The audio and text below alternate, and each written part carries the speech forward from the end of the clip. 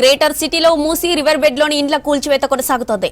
మలక్పేట పరిధిలోని శంకర్ నగర్లో స్వచ్ఛందంగా ఖాళీ చేసి వెళ్లిపోయిన వారి ఇళ్లను కూల్చేస్తున్నారు అధికారులు. ఇక్కడ వారికి డబుల్ బెడ్రూమ్ ఇల్లు కేటాయించారు అధికారులు.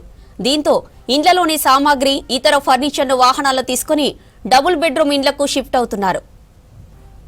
హైదరాబాద్ జిల్లా పరిధిలో ఇప్పటి వరకు 163 ఇళ్లను ఖాళీ చేయించినట్లు అధికారులు చెబుతున్నారు.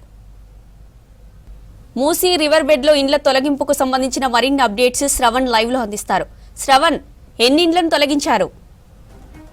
మూసీ రివర్ బెడ్ లో గుర్తించినటువంటి ఇళ్లను ఇప్పటికే దాదాపుగా 163 ఇళ్లను అధికారులు ఖాళీ చేయించారు. ఖాళీ చేయించిన ఇళ్లను ప్రస్తుతం కూల్చివేతకు సంబంధించిన ప్రక్రియ జరుగుతూ ఉంది. మనము ఇక్కడ చూడొచ్చు, మూసీకి ఆనుకొని ఉన్నటువంటి ఇళ్లను అన్నింటినీ కూడా రెవెన్యూ అధికారులు సిబ్బంది ద్వారా పూర్తి స్థాయిలో కూల్చివేసేటువంటి ప్రక్రియ కొనసాగుతుంది. ఉదయం స్టార్ట్ అయినటువంటి కూల్చివేతలు ఇంకా కంటిన్యూ అవుతా ఉన్నాయి. మొత్తం 163 ఇళ్లలో దాదాపుగా 148 ఇళ్లను కూల్చివేయాలని ఇప్పటి వరకు ఆదేశించాము.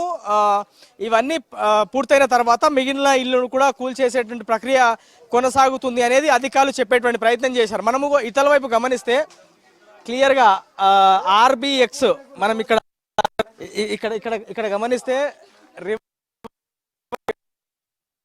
ప్రక్రియ అనేది జరుగుతున్నటువంటి దృశ్యాలు క్లియర్గా చూడొచ్చు. ఇల్లులు ఆల్మోస్ట్ డ్యామేజ్ అయిపోయినటువంటి పరిస్థితి ఉన్నది. ఒక్కొక్క ఇల్లు కూల్చేందుకు బాగా టైం పడేటువంటి అవకాశం ఉన్నట్టుగా చెప్తా ఉన్నారు. భయ్యా, ఎప్పుడు స్టార్ట్ చేసారు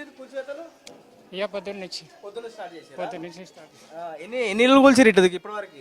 कितने साल हुआ? 20 साल से अपन आप यहाँ पे 20 साल से है? यहाँ पे बनाए से 20 साल से है। यहाँ पर पहले 20 साल से मतलब किराए से थे, उसके बाद यहाँ पे जमीन खरीदे, उसके बाद 20 से लोग इतना हमारी कितना मुश्किल हो रहा।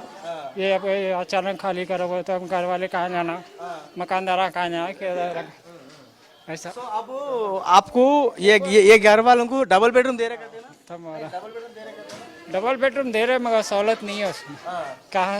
कुछ भी नहीं है भाई। अब डबल बेडरूम दे रहे बोल के बोल रहे ना वो लोग ఇచ్చినా బానే ఉందా డబుల్ బెడ్రూమ్? ఉంది. ఏమి నీళ్ళు వస్తలేవు, లిఫ్ట్ వస్తలేవు, ఏం లేవు. ఏం చేద్దాం అంటే ఇంకా డబుల్ బెడ్రూమ్ లో సౌలతులు ఇంకా పూర్తి స్థాయిలో లేవా? పూర్తి స్థాయిలో లేవు.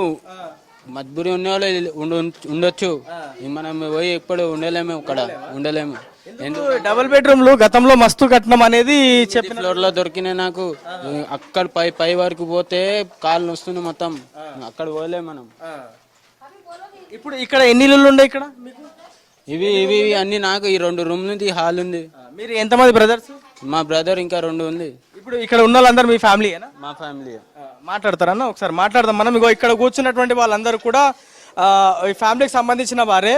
ఈ ఇంట్లో ఉండేవాళ్ళు వీళ్ళందరినీ కూడా ఖాళీ చేయించి ఇప్పుడు వీళ్ళకి డబుల్ బెడ్రూమ్ ఇస్తున్నటువంటి పరిస్థితి ఉన్నది. ఇది ఇల్లు మొత్తం కూలిన తర్వాత పరిస్థితి ఈ విధంగా తయారైంది అనేది మనం క్లియర్గా గమనించవచ్చు. ఒకసారి మనం బయటికి వెళ్ళి చూస్తే ఇగో ఇతల వైపు ఇంకో ఇల్లు కూడా ఖాళీ అవుతున్నటువంటి పరిస్థితి ఉన్నది. ఇంట్లో ఉన్న వాళ్ళు సామాన్లు ఈ ఆటోలో పెట్టుకొని తరలిస్తూ ఉన్నటువంటి పరిస్థితి ఉన్నది. ఇటువైపు గమనిస్తే మనకి ఎగ్జాక్ట్గా మూసీకి ఆనుకొని ఉన్నటువంటి ఇళ్లను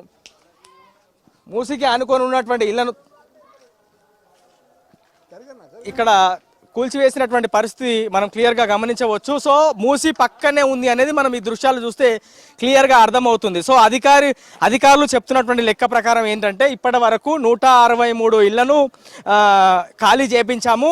ఆ 163 ఇళ్లకు సంబంధించిన వాళ్ళందరికీ కూడా డబుల్ బెడ్రూమ్ ఇచ్చాము. ఇంకా మిగతా వాళ్ళని కూడా ఖాళీ చేయించేటువంటి ప్రక్రియ కొనసాగుతుంది. వాళ్ళందరినీ కూడా ఒప్పించే మేము ఇల్లు ఖాళీ చేపిస్తాము, బలవంతంగా ఏమి ఖాళీ చేయించాము అనేది అధికారులు చెప్తా ఉన్నారు. అది కాకుండా మిగతా వాళ్ళని ఎవరైతే ప్రస్తుతం రివర్ బెడ్లో ఉన్నాయో ఆ రివర్ బెడ్లను ఉన్నటువంటి వాళ్ళని ఇల్లు ఖాళీ చేయించిన తర్వాత బఫర్ జోన్ పైన ఆలోచిస్తామనేటువంటి అంశాన్ని అయితే చెప్తా ఉన్నారు. సో మూసీ పరివాహక ప్రాంతమైనటువంటి రివర్ బెడ్లో ఇళ్లను ఖాళీ చేయించేటువంటి ప్రక్రియ దాదాపుగా కంప్లీట్ అయింది. ఇప్పుడు కూల్చివేతకు సంబంధించినటువంటి ప్రక్రియ కొనసాగుతుంది. ఇవాళ మొత్తం రోజు రేపు కూడా ఈ కూల్చివేతకు సంబంధించిన ప్రక్రియ కొనసాగేటువంటి అవకాశం ఉంది.